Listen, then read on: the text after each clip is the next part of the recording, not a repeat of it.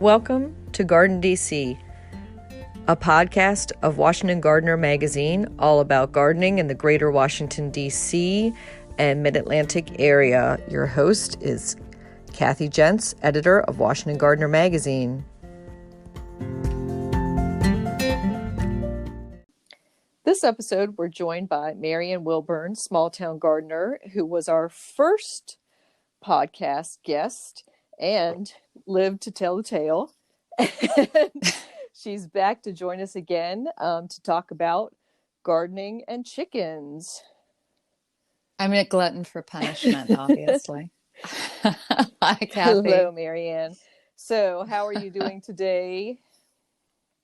I'm doing pretty good. It's a beautiful day. It's a little cold and crisp, but it is a lovely one. So it's a good day. And there's a freeze watch for this evening in our area that I'm not sure if it will affect you, but it sounds like most of the Eastern Shore and rest of the area might get a little zap tonight. Oh, it's definitely going to affect me. I'm down here in my little stream valley, and we get the crumbs of DC heat. So it's definitely going to affect us. I'm covering up. Well, as long as you're taking precautions, and forewarned is something is safely. It's safe. I don't have to go tuck a duvet around the chickens, however. They will be fine. That was going to be my next question is the baby chicks, are they in like a hot box, or how do they arrive to you? Well, I don't have baby chicks this year. I have baby ducklings this year. Cool. I had baby chicks last year, so my flock is about a year old. And you can get them through the mail, but you have to buy usually about 25 chicks at a time. And it's hard to find other people who want to go in with you. So I tend to call around my different feed stores in February or March and find out which breeds they're going to have and which days they're going to have them, so I can go where I need to go to get what I need. And when they come into the feed store, they're about a day old. Nice. So my aunt was telling me that my grandfather, who had chickens and corn and cows at some point, he would have a spring ritual of picking up his several dozen chicks at the rural post office and took her along in the truck. And she was allowed for that ride and allowed to like pet them and name them. And then she was never to see them again. So it was like, well, there's some smartness in there. I made the mistake years ago of allowing my daughter, who was then about 12, to pick out our finger quotes barn cats.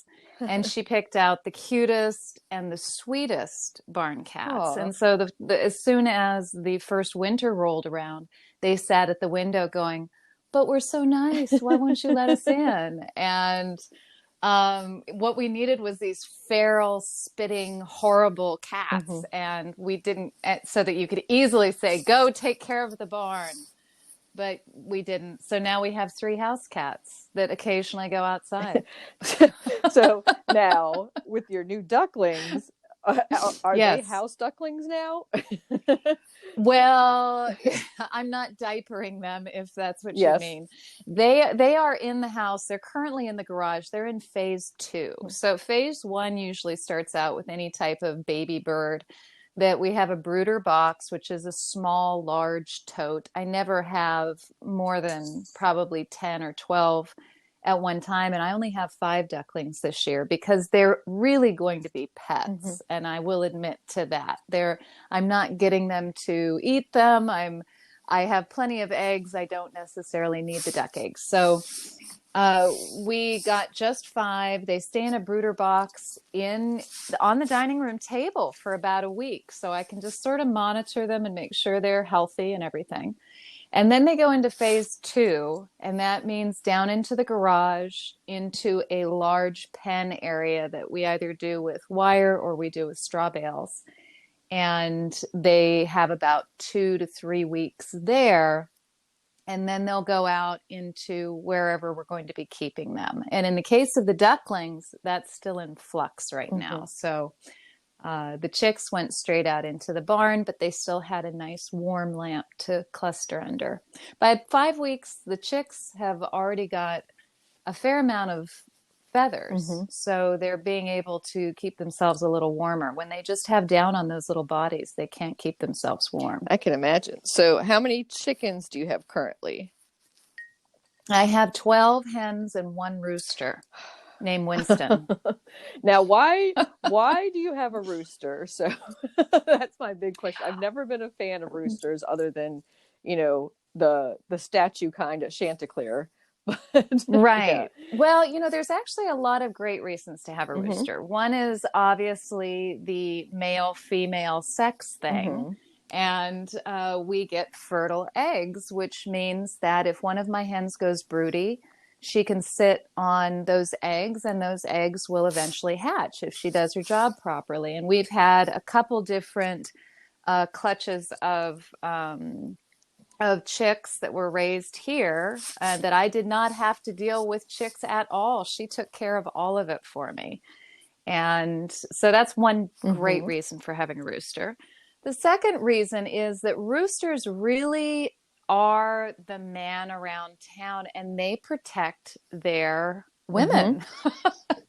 And they're always looking up and looking around. If you've got a good rooster, looking out for hawks, they're looking out for any type of danger, and they will very quickly get those hens into a place of shelter or into the coop if they notice anything's wrong. They also they just tend to be the leader mm-hmm. of the pack. Sometimes you get different roosters. There have been roosters. Friend had a rooster recently that was just a horrible bird, would attack the yep. kids. That type of thing. That's my childhood memories of roosters. Just really nasty.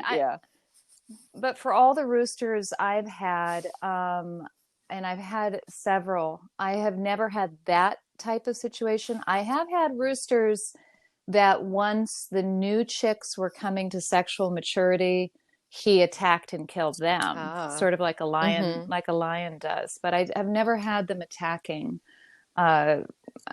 people, but that absolutely happens. My grandfather got attacked really badly by one and tore a big heck out of his back.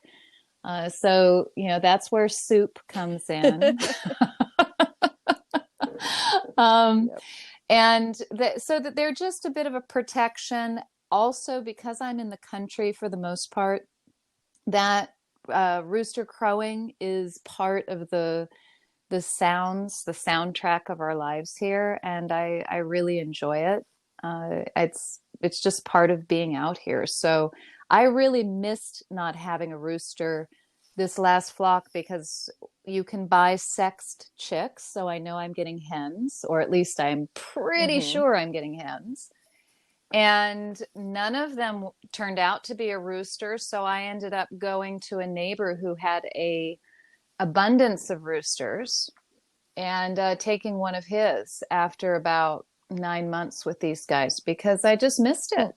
But if I was in the city, as I was with chickens, I wouldn't even think of getting a rooster because it would disturb people around me. Yeah, there's a legendary rooster in Tacoma Park, Roscoe, who evaded capture for I believe it was 2 years. So he's quite the urban legend.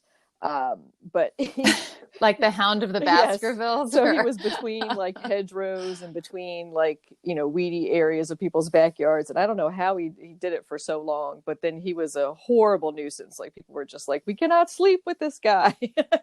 But I'd love tracking him through all the neighborhood listserv posts, and they'd be like, I saw him. My kids got scared by him, and then 2 days later, he's on this block.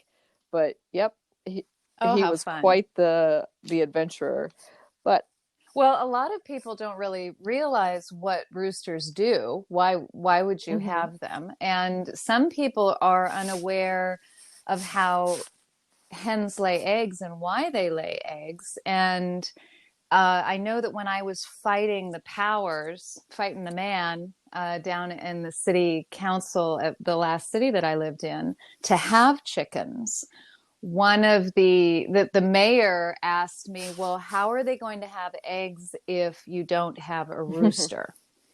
And anybody who's kept chickens realizes hens don't need a rooster to lay eggs. Yeah. They lay eggs. It's whether or not they're going to be fertile eggs. And that is not, you're not going to taste that change.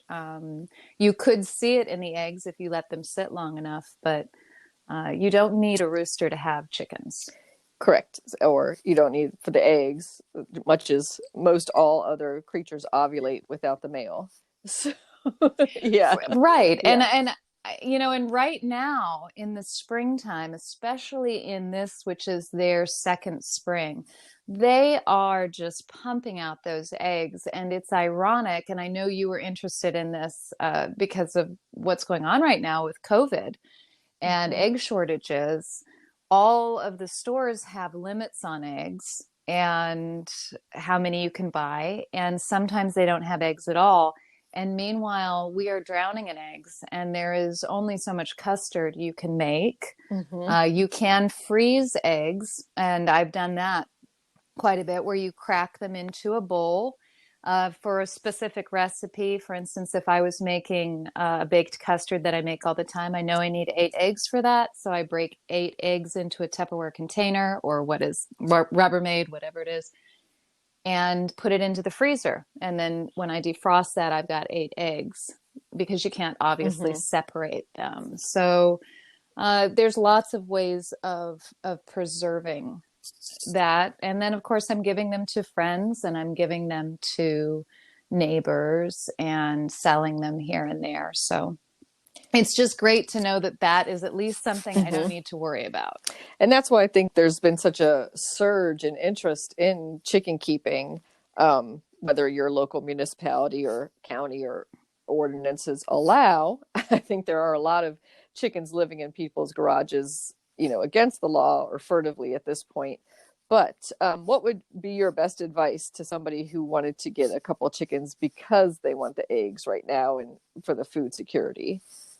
Well, the first thing they need to realize is chickens do not start laying eggs until they're 20 weeks old. So that would mean that chicks that I'm buying now won't start laying until about August or September. And you can buy pullets, however, which are 20 to 22-week-old hens. And they're usually a very specific breed. They're usually a cross of Rhode Island Red, like a Red Star or a Black Star.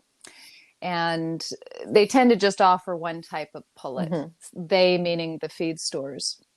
And you can buy those, I think, in the next 4 to 6 weeks. You can sign up to buy a pullet, so you can start from there. These birds are going to be a lot more skittish because they're not hand reared, but they will produce eggs, and they are breeds that are bred to produce eggs. So they will produce more than the average pretty breed, so to speak. And, you know, it just depends on what you want. If you want to watch the process and buy eggs for, you know, those 20 weeks, then that's fine. And if you want to just start with pullets, that's fine too. If you can make do with just waiting for eggs, I think it's a wonderful experience to watch a hen mature and get that first egg one day as things are starting to turn and fall, and wow, there's an egg in the laying box. Nice. And what would you say would the minimum be? Because I know, you know, chickens are social creatures, so like 3 to 5. They are social creatures, and I would say 3. I mean, you could do 2, but I would say 3. 3 to 5 is probably good. And there's always a good chance you could lose a chick for lots of different reasons. And so a little bit of insurance is not a bad thing. It also could be that you end up with a rooster instead of a hen. And then you could do that. Yeah. You know, my neighbor who I got the rooster from, he bought sexed chickens or chick hens, and he ended up with 5 roosters and I think 6. Wow. So Yeah. whoever was working at the factory that day sexing chicks was drinking on the job, maybe. I Apparently. don't know. So that's a little bit of insurance, but I would say 3 would be fine. And that would probably take care of your egg requirements if you were single or just a couple. We went through, when both of my kids were at home, we went through 3 to 4 dozen eggs a week. Wow. And that's because I cooked a lot, and I used eggs are a really great source of protein, and they are a very cheap source of protein. So now with all those eggshells, are you using those in the garden? Are you composting them? I actually do what a friend of mine in Wales used to do, and that is they all go into I have a little bowl by the side of the stove where they go into that. And then that bowl, when it gets filled, goes into a large crock Mm-hmm. underneath the sink, which I pound down with a mallet. And then I sprinkle those very finely pounded down shells back into the chicken run where they can and will peck at them and bring that calcium back into their diet. I have another source of calcium through the feed that I use, but I like to give them that. And also, whatever they don't actually peck up, I am constantly using that soil to enrich my garden beds. So yes, in the end, it goes back into the garden beds one way or another, even if it takes 50 years to break down. Yeah. And I tend to crush up my eggshells just from baking and put them in the microwave for a minute. Do you do any sterilization process? No, I don't. I've never felt that it was necessary.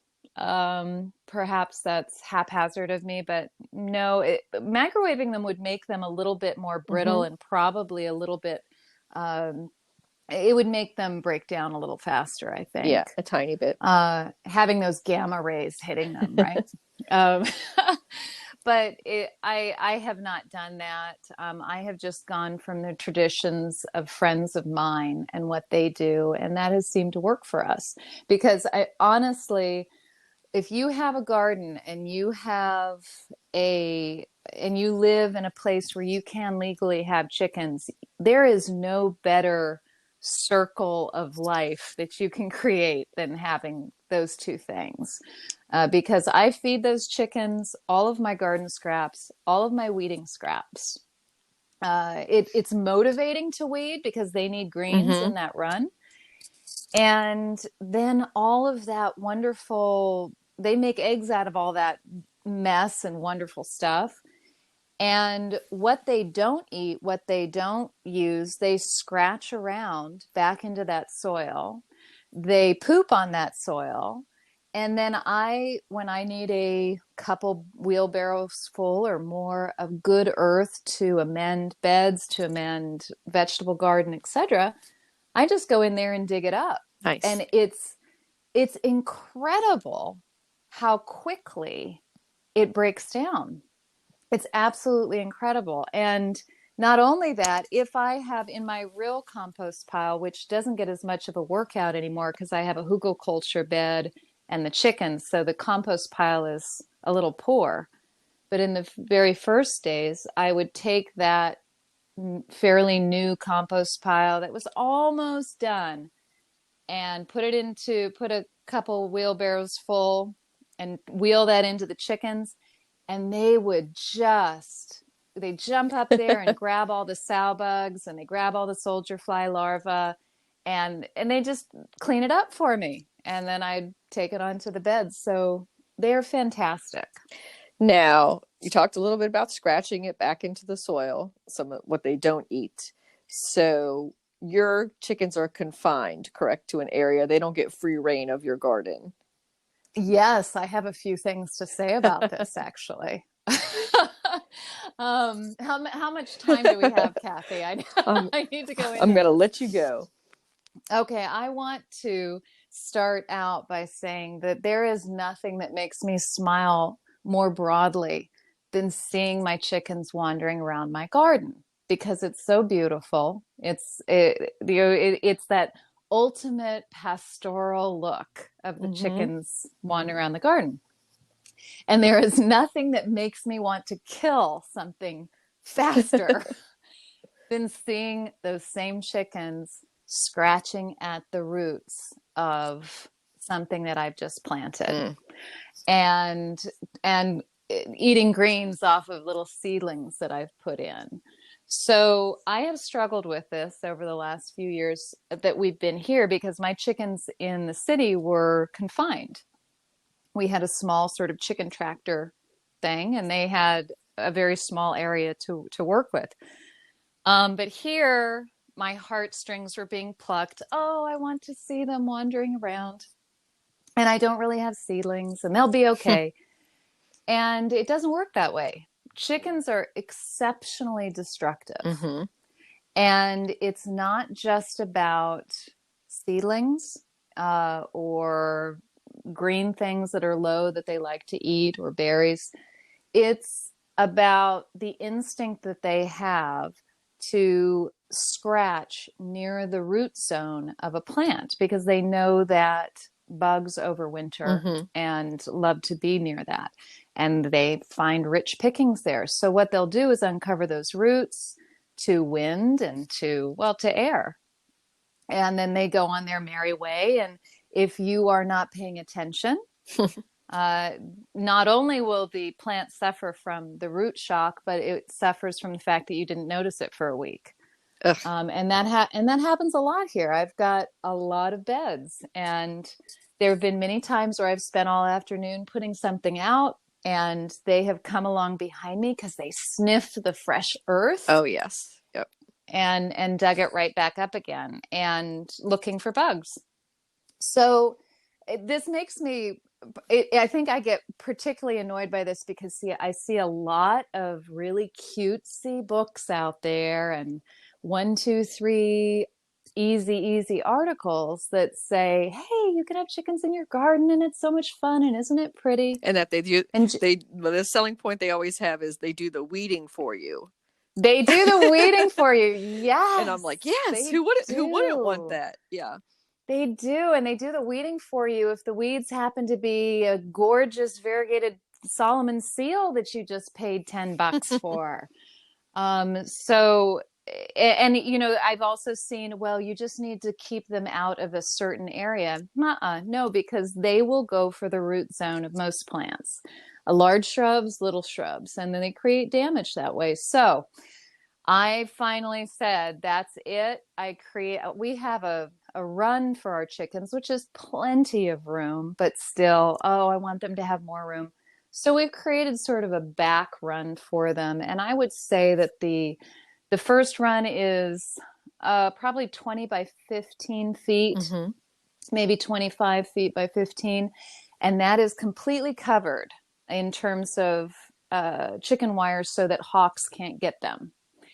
And then we have a back run, which is just at the perimeter is taken care of, and it's not covered. And the rooster is in charge of getting them back under cover if we have a hawk issue. And I have had to say, okay, that's the way it has to be. If I want to have a garden and I want to have these chickens, they've got plenty of room, and I throw them a ton of green stuff, and that's the way we're going to live in harmony. And so I can get ducklings, and I have guinea fowl to walk around and give me that feeling of pastoral blah blah blah. that picturesque Instagram image. Yes, those Instagram images, damn them, yes. And I was going to ask how your 3 barn/house kitties and your little, is a terrier, get along with your chickens. They get along really well because I have a Jack Russell, and they absolutely would go after a bird. But he was raised with chicks. When we got him, we made sure we had chicks that year, and we made sure his face was right in those chicks. The cats, there was no training a cat, as I'm sure you know. So we just had to make sure that when those chicks were vulnerable, uh, in terms of the cat looks at them and thinks, I could still take that down. Yeah. That they were fully protected. And once they were big enough, then the cats will climb all over the structure, but they don't mess with the chickens. They're not stupid. The chickens will kill snakes. They'll kill mice. They'll kill, they're scary sometimes. Oh, yeah, especially in a gang. Oh, yeah. When they turn on something. Yeah. So, any other advice for beginning chicken raisers? I guess, I don't know what to say, chicken farmers, and mixing them in with your garden? I would definitely spend extra money on good quality feed. And I use a feed called Dawson's Gap, which is a farm that's nearby me. And they also supply other feed stores. And it's an all-in-one feed, so I don't have to worry about extra calcium and extra this and extra that, because normally you have to have grit and you have to have calcium added to their pellets. And it's an all-in-one feed, so I'm aware that I'm paying a little more per pound for the calcium and the grit, but it's so well mixed. It smells fresh. I would eat it. I think I could put some water in it, and I could eat it as gruel. As gruel. Yep. And because of that, I think I know I have healthier chickens. They're better off. And every once in a while, if I run out of feed and my feed store is closed and I can't get it, and I have to go to the just regular feed store and get their basic compressed pelletized food. It just smells sour. It doesn't smell good, and I wouldn't want to eat it myself. That's a good test of pet food or animal feed. Would you eat it yourself? Yeah, that's probably a good choice. I wouldn't eat what I throw to them in the compost bucket. All of our scraps go into there, but and they'll eat everything. Chickens will eat. They will eat other chickens. I've seen that happen. Oh yeah. So you have to be the one. The chickens get absolutely everything, every single scrap, with the exception, just because it's just me who's doing this, of chicken. Yeah, I have seen them. A chicken leg thrown on the side. I've seen chickens go for it. Yeah. Oh, a chicken leg discarded. Well, I have butchered chickens and then had all the entrails and stuff that have had to go to the hogs, and seen the chickens jumping up there to eat their brothers and sisters. I'm like, yeah, that's just not right. No, probably not. So this is not a good podcast for animal lovers, but sadly, chickens are scavengers, and you can't make them vegans. They will eat what they want to eat, and they will clean up the garden for you in that way. in that way, but we keep it in a confined situation so that they have lots of room to stretch their legs, but they get a lot of green food. They get good quality feed, and they also get scraps from the kitchen. So that allows me to have that manure and have those eggs, and it just creates this just beautiful, perfect circle. And you can do this on a very small level too, because I have. So chickens only need about technically 2 to 3 square feet of space each in a run. And you can move, if you use a chicken tractor, you can just move the run every day. So they have some fresh grass, et cetera, et cetera. So it can be done. Well, I have done once we're out of the stay-at-home orders, I'm going to come up for a bag of that good chicken manure. Are you? Yeah, I definitely need that for my vegetable beds. It's lovely stuff. Yes, but before I let you go, I wanted to circle back around to a $12 German word you used, which was hugelkultur. Just to let just to let our listeners know what that is. Well, this is a system of, and it's done a lot more methodically than I'm doing it here, but it's where you're taking large amounts of biomass and usually in the form of logs, wood and large pieces of wood. Those are being stacked on top of each other with more biomass, et cetera, and you're creating a very large pile that very slowly breaks down. And it is then planted later. You put about 6-7 inches of compost on the top of that when you're ready to plant it, and then you plant into that. And that biomass just sort of slowly breaks down. And I can't give you the facts and figures about how much carbon it traps or anything like that. But for me here, it's just a fabulous way of using so much of what the woodland is throwing at us, what I am creating with my gardens, and to create new beds at the same time. And if you're interested in that in more depth, I would suggest going to perhaps Michael Wood. He's got a great book not on hugelkultur, but on permaculture. And he discusses that in that book, which I cannot remember the name of. I'm sorry, Michael. And so appropriately named, Michael Wood. So yeah, which is a great name. Yeah. So it's just it's a great way of just using what you have, and like I said, it's much more methodical when it's done properly. I sort of tease about that's my hugelkultur bed. It's very trendy. But it works for me because I'm trying to build that up. I'm trying to build soil fertility up, and I want the bed to be high. And when I'm finally ready to landscape with it, to cultivate it, it will be a very rich bed and at a good height and create a little bit of 3D. And that's what I'm doing it for. Nice. Yeah, and if you have the space and you've lost a tree or two, that's a perfect reuse of that. Yeah. Oh my gosh, did I say Michael Wood? Oh, this is taking me back to my archaeological days. Michael Wood was an archaeologist. Michael Judd is who I'm thinking of. So I am Michael Judd, Judd for those listeners. Judd, and Michael Wood is just a very hot archaeologist from like 1985. So forget all about Michael Wood, even though that would have been a perfect name for a permaculture expert would be Michael Wood. It would. But no, Michael Judd, who lives in Frederick County, so kind of between above DC and not too far from you, Marianne. So yeah, look for Michael Woods. And he has a great book also on Michael Judd. Michael Judd has a great book. Now I'm going to call him Michael Wood. He'll be like, "Well, who are you talking to?" But I definitely want, we'll have Michael on the podcast in future months because he has some great fruit tree growing books, and he has his own pawpaw festival that he runs every September at his property in Frederick. So that's a not to be missed event.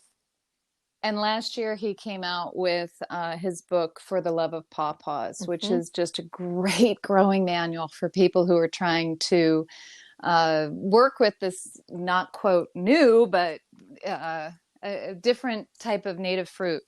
And I have got more pawpaws here than I know what to do with, but sadly they're all sort of from the same clone running all over my property. And they don't want to fruit as much as those that are different. So I have got to right now go down and make up some scrambled eggs and oatmeal for my ducklings. Good idea. Because I am now officially middle-aged. Yay. And when can and where can our listeners learn more about you and read your book? On smalltowngardener.com. They can find my blog, or they can follow me on Small Town Gardener on Instagram or The Small Town Gardener on Facebook. And my book is Big Dreams, Small Garden. And I think I mentioned illegal chickens in there. At the time, I had illegal chickens. Now they are fully legal, but they can find that there. Great. Well, thank you so much, Marianne. Good luck with Kathy. the new ducklings. I can't wait to see their sweet faces on your Instagram. Oh, they are so cute. They are like 4 times as cute as chicks, I gotta tell you. A lot more work though. Yes. All right. Bye. All right. Thanks, Kathy. Bye-bye. Bye.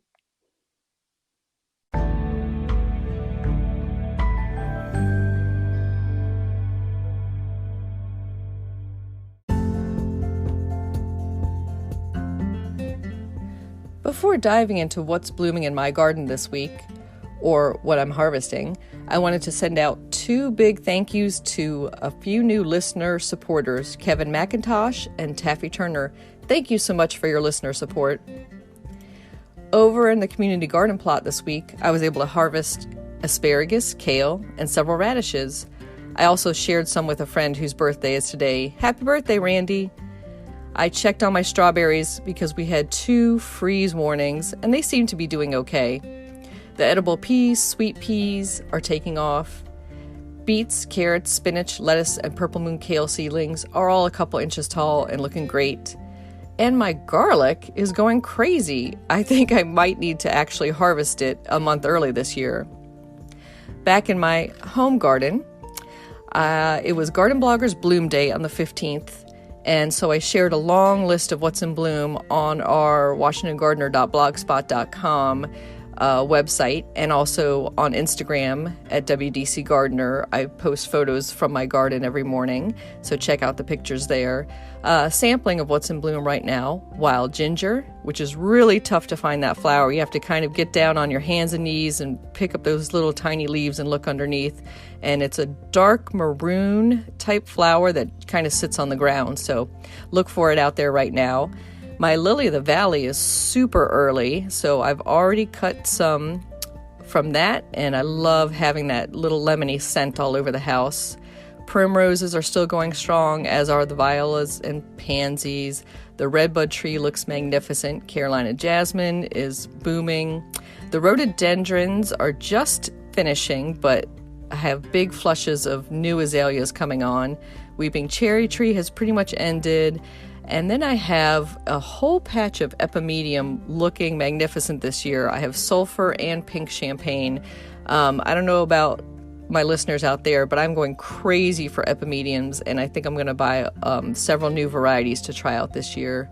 In the rest of the garden, the bulbs are still persisting very well. We're having a long, cool spring for once, so we don't have all those tulips and daffodils just blow out in a day or two when it gets hot. And then my Solomon seals, I don't know why, but this year they are just putting on the best show ever. I have a nice little patch around a bird bath, and I think I'm going to go out and take a couple more photos today. Happy gardening!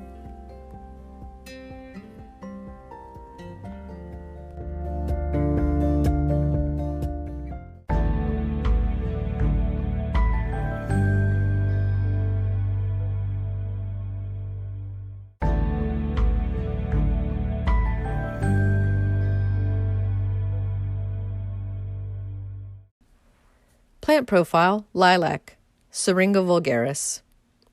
The lilac is a large ornamental shrub whose flowers emit one of the most beautiful scents found in nature.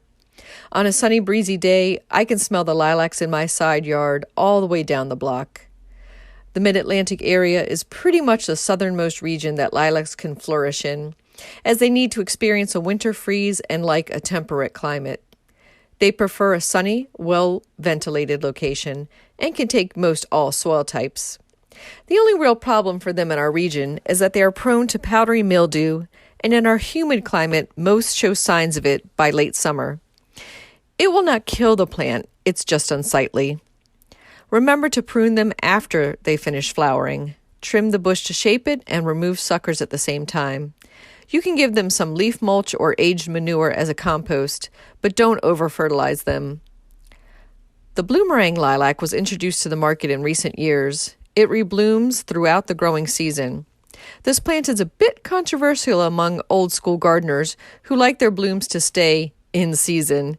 In my opinion, flowering too often or not at the correct time is hardly a reason to dislike a plant. Though I am partial to the old standard lilacs and find them to be hardier, more robust plants. Other new introductions to look out for include dwarf varieties. There are also lilacs available in shades other than the classic blue-purple. Look for white, pink, and yellow kinds. Try planting a lilac in your garden today. You can grow that.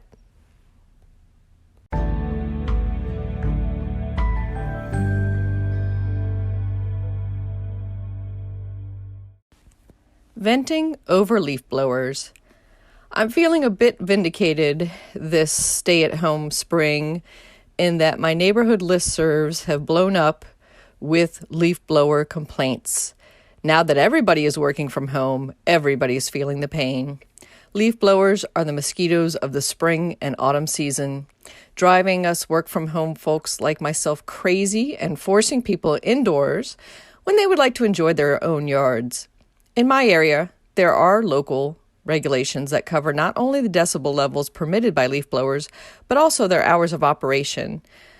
Our local Montgomery County, Maryland noise ordinance spells out that leaf blowers are prohibited before 7 a.m. on weekdays and 9 a.m. on weekends and holidays. But of course, this morning, 8 a.m. sharp, they started up again. On any day, they cannot continue past 9 p.m. Few residents are aware of this law, and of course, enforcement is minimal. In neighboring Tacoma Park, Maryland, the city council wrangled over a ban of leaf blowers several times before legislation was finally passed. It's now banning city employees from using gas-powered leaf blowers, but does not limit others' use of them, the exact opposite of what was originally proposed.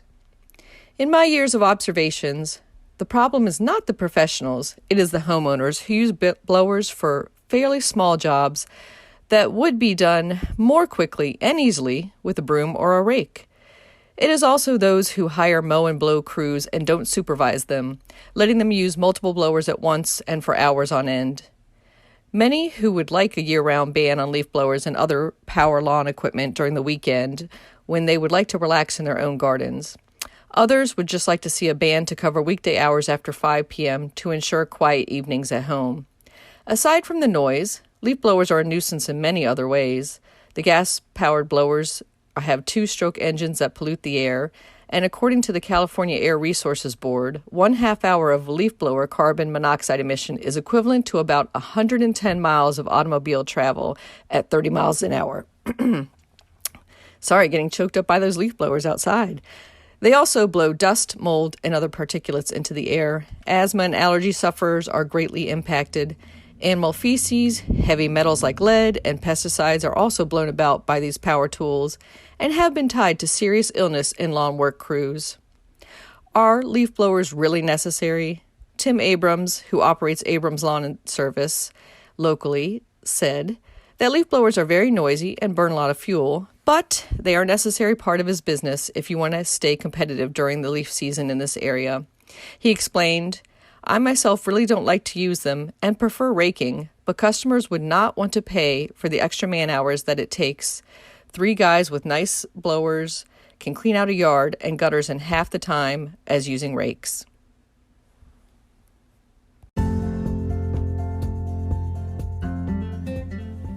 Thank you for listening to Garden DC. You can become a listener supporter by going to anchor.fm/Kathy-Gents/support.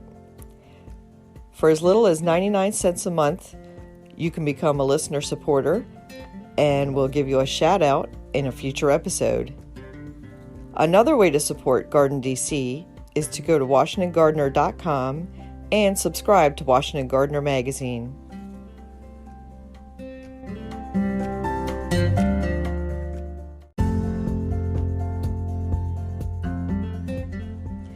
You can find Washington Gardener online at WashingtonGardener.com, on Twitter at WDCGardener, on Instagram at WDCGardener, and on Facebook.com at Washington Gardener Magazine.